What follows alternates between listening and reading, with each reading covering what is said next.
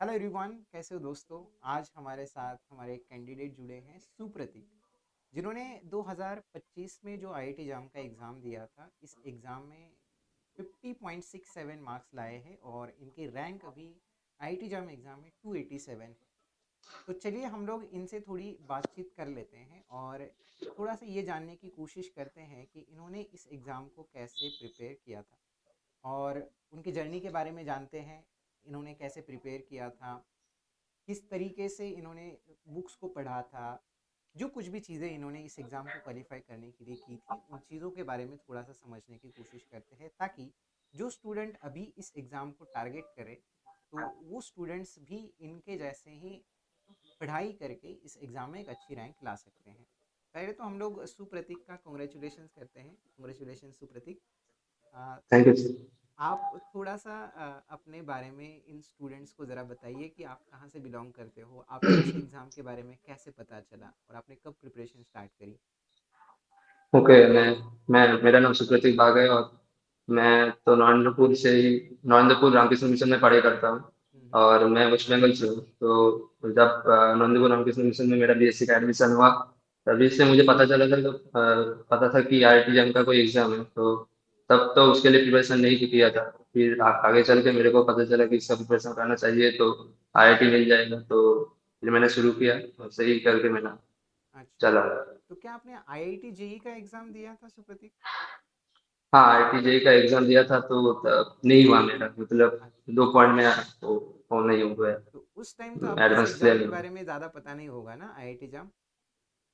नहीं, आईआईटी जम तब पता नहीं था, लेकिन मेरा एक इरादा था कि मैं मैथ्स में ही आगे का फ्यूचर परस्यू करूँ। तो मैंने मैथ्स में ही वो बीएससी करने का ठान लिया था और फिर नरेंद्र रामकृष्ण मिशन में हो गया मेरा एडमिशन। ठीक है। तो यहाँ पे आ गया। ठीक है, तो मतलब ये है कि अभी तो आपको डेफिनेटली आईआईटी मिल ही जाएगी। तो अभी थोड़ा सा स्टूडेंट्स को इस बारे में बताइए कि आपने इस एग्ज़ाम को प्रिपरेशन कैसे किया था। आपने मतलब बुक्स किस तरीके से पढ़े थे, या फिर एक स्ट्रेटेजी आपने फॉलो करी होगी इस एग्ज़ाम को क्वालिफाई करने के लिए। तो आप कैसे पढ़ते थे इस एग्ज़ाम के लिए? मतलब जब 11 12 खत्म हुआ तो मैथ में बहुत ही नया गया मेरा। लेकिन जब मैं कॉलेज में आया, देखा वो जो 11 12 का मैथ है और कॉलेज का मैथ है बहुत ही अलग है। तो मैं पहले फ्रस्ट्रेशन में था क्योंकि मेरा नहीं हो रहा था। हाँ और हाँ। जो ग्रुप रियल एनालिसिस बहुत ही तकलीफ दे रहा था मुझे। हाँ हाँ हाँ। लेकिन धीरे धीरे वो समझने के लिए मेरे को वो 2 सेम लग गए, मतलब 1 ईयर लग गया फिर। हाँ हाँ हाँ। और फिर तो जैम था मेरा। मैं 2022 का बैच हुआ, जैम था 2025 में। हाँ हाँ तो जब मेरा कॉलेज का भी बहुत प्रेशर था क्योंकि कॉलेज का सेम चल रहा था हाँ हाँ। और इससे मेरा प्रिपरेशन नहीं हो रहा था जैम में। ठीक है। तो मैंने क्या किया, जब फिफ्थ सेम जैम खत्म होगा तब जैम का प्रिपरेशन लेने का मैंने ठान किया। तो फिफ्थ सेम खत्म हुआ नवंबर या दिसंबर में, तो 2 3 महीना मेरे को मिल गया। और तब मैंने क्या किया, जो जो इम्पोर्टेंट टॉपिक है उसमें मैंने पहले देखा जी कौन से ईयर में कौन सा क्वेश्चन ज्यादा आ रहा है, ठीक है। उसको पहले फॉलो किया। फिर मैंने मेरा जो बैकलॉग था ग्रुप थ्योरी और रियल एनालिसिस से मेरा बैकलॉग था, हाँ तो हाँ। उसको क्लियर करने के लिए पहले मैंने बुक खरीदा। ठीक और है। वो आईएफएस का भी बुक ही था। वो 4 बुक मिलता है, एक एनबीएचएम का, टीएफआर का हम्म। और रियल एनालिसिस, लिनियर अलजेब्रा। वो उस जो पैकेज मिलता है उसको खरीदा। हाँ हाँ फिर उससे कर रहा था और कॉन्सेप्ट भी क्लियर हो रहा था और बुक भी पढ़ रहा था। हाँ हाँ। और हमारे यहाँ पे कॉलेज में जो सर है पीएसएम सर करके, उसका उन्होंने भी एक बुक सजेस्ट किया था एब्स्ट्रैक्ट अलजेब्रा का। उनका ही लिखा हुआ है। हाँ हाँ। तो वो बुक में बहुत ही अच्छा कॉन्सेप्ट था, तो उससे भी किया था एब्स्ट्रैक्ट हाँ अलजेब्रा। तो ऐसे ही प्रिपरेशन लिया था। फिर जाते जाते गौरव सर का वीडियो देखता था यूट्यूब में। हाँ हाँ। हाँ उससे बहुत ही अच्छा हो गया कि कॉन्सेप्ट भी क्लियर होने लगा था। हाँ हाँ। हाँ और फिर मॉक टेस्ट मैंने देना चालू किया। पहले तो मॉक टेस्ट में बहुत ही कम कम मार्क आ रहे थे, वो 10 20 करके आ रहे थे। हाँ। हाँ हाँ। तो उस टाइम मेरे को लगा क्या हो रहा है। फिर से जो फार्मूला है वो मैंने एक नोट बना के दीवार में चिपका दिया था, हाँ हाँ। हाँ क्योंकि जब भी मैं उठूँ वो दिख पाऊँ। तो ऐसे ही मेरा वो भी लड़ रहा था। और यहाँ पे मैं पार्ट डे वो एक होता, मतलब लिख के रखा था कि कौन से दिन में मैं क्या पढ़ूंगा, ठीक है। हाँ। वो करके रखा था। तो ऐसे ही मैंने शेड्यूल फॉलो किया। अच्छा, मतलब और आपके बैकलॉग भी थे, ऐसा आप बता रहे हो कि आपका दो हाँ, बैकलॉग बहुत ही था। बैकलॉग था। मतलब ग्रुप थ्योरी और रियल एनालिसिस में बहुत, क्योंकि ग्रुप थ्योरी फर्स्ट ईयर में था, उतना सीरियस नहीं पड़ा था उस हाँ टाइम। हाँ हाँ हाँ हाँ तो इसलिए बैकलॉग हो गया। और रियल एनालिसिस क्या है, अगर क्वेश्चन नहीं सॉल्व किया गया तो वो नहीं होगा, मतलब जैम में जो क्वेश्चन पड़ता है एनालिसिस में, हाँ। वो सॉल्व अगर कोई नहीं करके जाएगा तो वो तो नहीं होगा उस टाइम पे। अच्छा अच्छा। तो हाँ, ये इसलिए बड़ा वो बहुत ही। इंटरेस्टिंग है कि आपका बैकलॉग होने के बावजूद आपका इतना अच्छा रैंक आया है। हाँ मतलब यहाँ पर जो सर लोग हैं, मतलब लिनियर अलजेब्रा में बहुत ही अच्छा सर पढ़ाता है, हाँ हाँ। उसमें हो गया लिनियर अलजेब्रा, हम्म। वो नहीं पढ़ना पड़ा बाद में। और और बाकी का जो इंटीग्रल कैलकुलस कैलकुलस, वो तो मैंने आईपीएस से बुक के से ही कर लिया था। अच्छा वो जो अच्छा। इंटीग्रल कैलकुलस का आपका एक बुक है, उससे ही कर लिया था।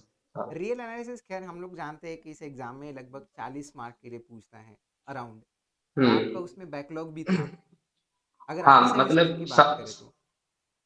हाँ मतलब सब चैप्टर में नहीं था, वो लिमिट क्वांटिटी डेरिवेटिव, हाँ उसमें थोड़ा कॉन्सेप्चुअल जो क्वेश्चन होता है ना, हाँ उसमें मतलब वो अगर नहीं देख के जाएंगे तो नहीं होगा। हाँ हाँ हाँ। एग्जाम में तो वो कोई अलग ही क्वेश्चन होगा, तो वो अगर कॉन्सेप्ट पूरा पूरी क्लियर नहीं होगा तो नहीं होगा, इसलिए बिल्कुल थोड़ा। बिल्कुल बिल्कुल। तो आपने रियल के लिए कैसे पढ़ा था फिर, कैसे आपने पढ़ाई की रियल थी? के लिए मैंने पहले क्या किया था, इसके मापा का जो बुक है, उसमें जो जो थ्योरम है मैंने वो रट लिया था। हाँ अच्छा। ठीक है, फिर मैंने वो रियल एनालिसिस का आपका एक बुक मिलता है, और टीआईएफआर और एनबीएचए में जो जो क्वेश्चन होता है रियल एनालिसिस हाँ से, हाँ हाँ हाँ। सभी क्वेश्चन मैंने सॉल्व करने के ट्राई किए। ठीक है। और और जो जो नहीं होता था उसको मैं और एक लिख के एक जगह पे लिख के रखता था, फिर लास्ट में जाके देखता था। तो आप जब भी बुक पढ़ते थे या थ्योरम्स आपने याद रखे थे, तो क्या उस टाइम आपने प्रूफ्स को वगैरह भी समझा था, या फिर आपने जस्ट स्टेटमेंट्स अच्छे से पढ़े थे और उसी के ऊपर एग्जाम्पल्स आपने किए थे? नहीं नहीं, मैंने रियल एनालिसिस में मैंने प्रूफ करा था, क्योंकि उस प्रूफ में जो जो स्टेप होता है वो बहुत ही बाद बिल्कुल में जो ये कोई बहुत अननोन हेल्पफुल है। अननोन, हाँ हाँ। हाँ मेरा अननोन कहने का प्रॉब्लम पॉइंट पड़ता है, ये था उसमें हेल्प हो जाए। कि बहुत सारे स्टूडेंट ये गलती कर देते हैं कि मतलब किसी भी चीज़ को अगर पढ़ना है, लेट से ग्रुप थ्योरी है या फिर रियल एनालिसिस है, तो जो थ्योरम्स है वो हम्म जस्ट स्टेटमेंट याद रख के और उसी के ऊपर क्वेश्चन सॉल्व करने की हम्म कोशिश करते हैं। तो हम्म जो भी स्टूडेंट अभी इस वीडियो को देख रहे हैं, तो जान ले कि आपको अगर अच्छा करना है एग्जाम में, तो आपको उस थ्योरम के पीछे क्या थ्योरी है, क्या उसका प्रूफ है, उसको अगर आप समझते हैं अच्छे से, तो फिर एग्जाम्पल्स आप आसानी से टैकल कर सकते हो। लेकिन अगर हम्म। आप सिंपली थ्योरम के स्टेटमेंट के ऊपर अगर आप जाते हो, तो हो सकता है कि आपसे वो क्वेश्चंस ना बने और फिर आपको लगेगा कि मैंने तो सारे स्टेटमेंट मुझे याद है, सब कुछ है, लेकिन वो अप्लाई कैसे करना है वो आपको तभी आएगा जब आप उसके पीछे जो भी प्रूफ्स है वो आप समझेंगे, है ना? तो ये बहुत हाँ हाँ इंपॉर्टेंट है। सर, बहुत तो इम्पोर्टेंट ठीक है। है। इसके बाद फिर आपने मैं ये कहूँगा कि आपने लास्ट के 3-4 महीने ही ज़्यादा से ज़्यादा मेहनत करी है ना, इस एग्ज़ाम के हाँ लिए? 3 4 महीने में ही वो क्या करता था, मैं 9 से 12 बजे तक वो टाइम देता था एग्जाम के लिए, मॉक टेस्ट के लिए। हाँ हाँ हाँ क्योंकि जैम का जो एग्जाम होता है 9 to 12 भी होता है, 9:30 to 12:30 होता है। हाँ हाँ हाँ। तो मेरा वो टाइम मुझे चाहिए था एग्जाम देने के लिए, तो मैंने 8 दिन एग्जाम दिया, 8 दिन मॉक टेस्ट दिया। अच्छा अच्छा अच्छा। जिससे मेरा मेरा नहीं हो रहा था, मतलब 20 30 हो रहा था, लेकिन हाँ मैंने फिर भी नहीं छोड़ा कि हो जाएगा करके दे दी। हाँ, वैसे भी आपका मॉक टेस्ट स्कोर डिसाइड करते ही नहीं है एग्जाम में, एग्जैक्टली, हाँ। लेकिन आपको मॉक टेस्ट से ये पता चलता है कि आपकी गलतियाँ कहाँ हो रही है ना? हम्म। तो एग्जैक्टली। आपका टाइम मैनेजमेंट ठीक हो जाता है उससे, या फिर हम्म आपको पता चलता है कि यार इस कॉन्सेप्ट में मैं वीक हूँ, यहाँ पर मेरा ठीक से नहीं हम्म। हो रहा है, तो उसके ऊपर आप काम कर सकते हो। तो लगभग सुप्रतीक आपने कितने मॉक टेस्ट दिए थे, लगभग ऑन मैंने एन एवरेज मतलब? 50 तो दे दिए थे, 50 हो जाएगा। 50 मॉक टेस्ट आपने दिए थे? हाँ। ये तो और काफ़ी। होता है एक मॉक टेस्ट रीअटेम्प्ट भी होता है, वो भी कर लिया था। हाँ अच्छा अच्छा अच्छा। मतलब आपने सारे तरह के टेस्ट दिए थे, आपने सब्जेक्ट वाइज हाँ भी दिया होगा, आपने यूनिट वाइज भी दिया हाँ। होगा और कंबाइंड भी आपने दिया होगा, है ना? कमेंट। बिल्कुल बिल्कुल बिल्कुल। हाँ। और फिर थोड़ा सा ये भी बताइए कि कई सारे स्टूडेंट्स के मन में ना एग्ज़ाम से पहले कुछ अपने मन में नर्वस नर्वस होता है कैंडिडेट कि वहाँ पर जाके तो मैं ठीक से कर पाऊँगा कि नहीं कर पाऊँगा, या फिर हम्म पेपर कैसे आएगा, इससे रिलेटेड भी मन में कई सारी चीज़ें चलती हैं। तो जब हम्म। आप पेपर देने गए थे, तो फिर आपके मन में ऐसा कुछ चल रहा था? आपने वो टाइम कैसे हैंडल किया फिर उस टाइम? मतलब टाइम, मेरे को यही लगता था कि मैंने 2024 में भी वो आईआईटी एग्जाम दिया था, तब मैं हम्म। सेकेंड ईयर में था। हाँ हाँ तभी वो दिया था, तो उस टाइम पे बहुत ही हार्ड क्वेश्चन था। हाँ हाँ। तो मुझे लगा कि हार्ड अगर क्वेश्चन है तो काट ऑफ कम आएगा, तो मैं कम अटेम्प्ट करूंगा। बिल्कुल। और अगर इजी क्वेश्चन है तो मैं ज्यादा से ज्यादा अटेम्प्ट करने की कोशिश ठीक है, करूंगा। ठीक है। यही मेरा टारगेट था। हाँ। तो इतने मॉक टेस्ट दिए तो मुझे समझ में भी आ गया कि कौन सा हार्ड क्वेश्चन, कौन सा ठीक है। हाँ। इजी क्वेश्चन ऐसा होगा। तो यही क्या था। और एक टाइप होता है ना कि मैंने पहले क्या किया, एमसीक्यू में जो 2 मार्क वही से शुरू किया एग्जाम में। अच्छा। हाँ, हाँ, हाँ। 2 मार्क किया, फिर एनएटी में 2 मार्क किया, एनएटी। हाँ, हाँ। फिर जो टाइम उसमें मैंने एमसीक्यू में जो 2 मार्क है उसमें मैंने टाइम दिया 45 मिनट्स। हम्म, हम्म। और एनईटी का जो 2 मार्क है उसमें मैंने टाइम दिया 45 मिनट्स। ठीक अच्छा। है।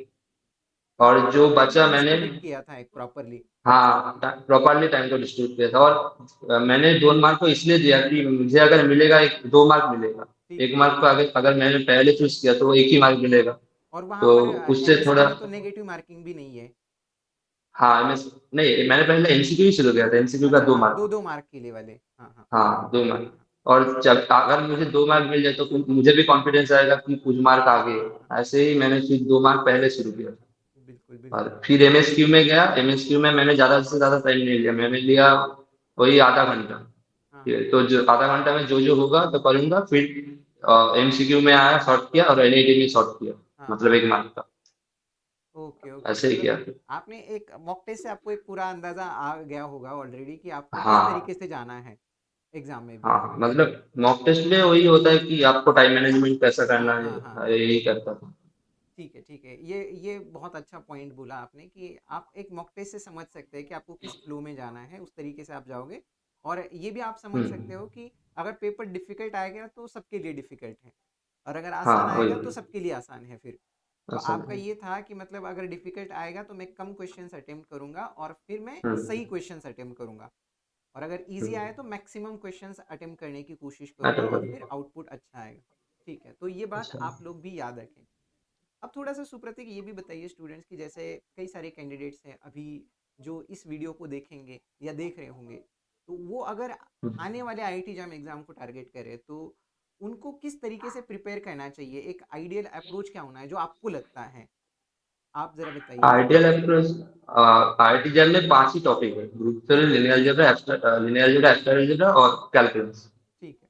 4 टॉपिक मेन, और जो बाद बाकी होता है। हाँ। तो वही 4 टॉपिक को अच्छे से कर, 4 ही टॉपिक है तो हो जाएगा। आई थिंक 2 महीने में तो हो ही जाता है। ठीक है, ठीक है। तो रोज अगर मैं पहले दिन ग्रुप थ्योरी का कोई एक सब टॉपिक पढ़ लूँ, हम्म, हम्म। फिर उसके दिन रियल एनालिसिस कोई ऐसा कोई टाइम टेबल करके अगर मैं पढ़ाई करूँ तो आसानी से कवर हो जाता है। और फिर मॉक टेस्ट तो देता रहूंगा मिडिल मिडिल में जब मेरा टाइम बचेगा। हाँ, हाँ। तो ऐसे करके और जो जैम में जो होता है, जो एमएसक्यू का पार्ट होता है, वो होता है बोनस पॉइंट। मतलब उसमें अगर आपने मैक्सिमम स्कोर कर दिया तो आपका रैंक आ जाएगा। आपका रैंक आ जाएगा, तो बिल्कुल। हाँ जे, क्योंकि उसमें नेगेटिव नहीं है। हाँ, हाँ, हाँ। तो मैंने किया था जो एमएसक्यू का, सिर्फ एमएसक्यू का ही मॉक टेस्ट दिया था बहुत सारा।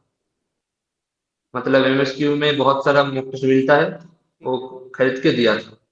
तो अच्छा। उससे मेरा एमएसक्यू भी स्ट्रांग हो गया था, मतलब मतलब आपका ये कहना है आसानी से कि हो रहा आप है। अगर लास्ट के 3 महीने भी अगर ढंग से पढ़ते हो तो फिर आपका निकल हम्म। सकता है, बस एक तरीके से पढ़ना होगा। तो आप जब हाँ, पढ़ रहे थे तो उस टाइम आपका कुछ ऐसा था कि पर्टिकुलर इतना टाइम मुझे पढ़ना है, ऐसा कुछ फिक्स आपने कुछ किया था? नहीं, पार्टिकुलर टाइम बोलने से पहले मैं सुबह में वही 7 से 9 बजे तक पढ़ता था। ठीक है। फिर 9 से तो एग्जाम, हाँ, 9 से 11 11:30 तक एग्जाम देता था। मैं ज़्यादा नहीं देता था हाँ। क्योंकि मुझे टाइम मैनेजमेंट करना था, बिल्कुल, इसलिए बिल्कुल। 11 11:30 तक। हाँ। फिर फिर नहीं पढ़ता था। फिर शाम को 7 बजे से शुरू करता था। ठीक है। और वो चलता था, वो 1 बजे तक चलता था। अच्छा, और मिडिल में खाना पीना हो जाता। अच्छा, अच्छा, अच्छा, अच्छा। ठीक है, मतलब कहने की बात यही है कि आप जो भी स्टूडेंट्स अभी इस वीडियो को देख रहे हैं, आप देखिए कि मान के चलिए कि 3 4 महीने भी आप इस एग्ज़ाम को निकाल सकते हैं। जितना जल्दी आप स्टार्ट कर सकते हैं उतना जल्दी आप स्टार्ट करिए, ताकि एंड में आपके ऊपर प्रेशर नहीं आएगा। ठीक है, अगर आप अभी बीएससी थर्ड ईयर में हैं या फिर आपको लगता है स्टार्टिंग से ही आपको अगर इस एग्ज़ाम को क्वालिफाई करना है, तो आप एकदम बीएससी थर्ड ईयर के स्टार्टिंग से ही आप शुरुआत कर लीजिए इस एग्ज़ाम के प्रिपरेशन के लिए। अगर आप डेली कुछ घंटे पढ़ते हो, अपना एक फिक्स टाइम, अब ये भी स्टूडेंट्स के ऊपर डिपेंड रहेगा कि मतलब उसके कॉन्सेप्ट कैसे हैं। अगर आपके कॉन्सेप्ट ठीक ठाक हैं तो आपको उतना समय नहीं लगेगा कॉन्सेप्ट तैयार करने में। कॉन्सेप्ट तैयार करिए, उसके ऊपर मैक्सिमम क्वेश्चंस प्रैक्टिस करिए, और फिर आप at the end mock test ज़रूर दीजिए। और फिर एक कॉन्फिडेंस के साथ अगर इस एग्ज़ाम में जाते हैं तो डेफिनेटली आप इस एग्ज़ाम को क्वालिफाई कर सकते हैं, है ना?